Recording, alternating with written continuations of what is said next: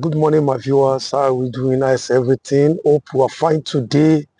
Yeah, my name remains Oginni Ayoola.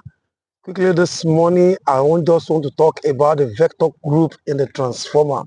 Most of you must have seen a transformer nameplate. All those small boxes that give the full information and full details about your typical transformer. That is where you see the name of a transformer, the make, the year of make, the oil, and every other information you need to know about transformer. But there is something they call vector group inside the transformer. Some you will see DYN11, DYN1, and so many like that in your transformer.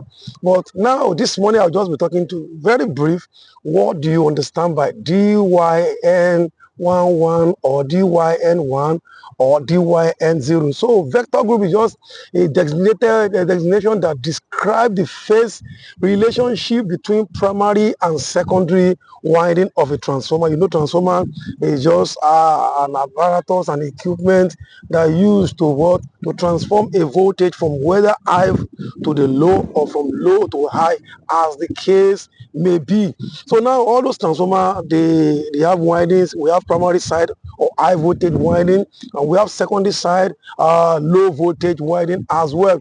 So now when you are talking about the vector, we have what we call current, and we have what we call voltage. Current is the one that voltage is the one that is pushing the current in your transformer. Current is what you actually need to perform every of your operation. That is why you hear, what is my load current, what is my load, what is my this and that one. So another side, we have series of it. Now wherever you see DYN11, what does it mean? D means what? The delta connection of the high voltage or primary side. Y is the star connection, or WYE connection of the low voltage side. YN means what? The star part is now what? Neutrally connected, meaning on the primary side, on the secondary side, you can actually have your three phase and neutral. Then, or you can have a single phase connection on that side. So D means what? Delta connection of the primary winding high voltage. Y means what? The star connection of the secondary which is low voltage side. And N means what? The neutral connected. Y11 means what? A current is leading, because current is what you actually need. A current is leading voltage by what? By 30 degrees. So there are some that you see DY1, meaning what? A current is what? Lagging. Lagging means what? Is coming behind the voltage. So now, and all these things, why do we use all these kind of connections? No, yeah, there's some that we have.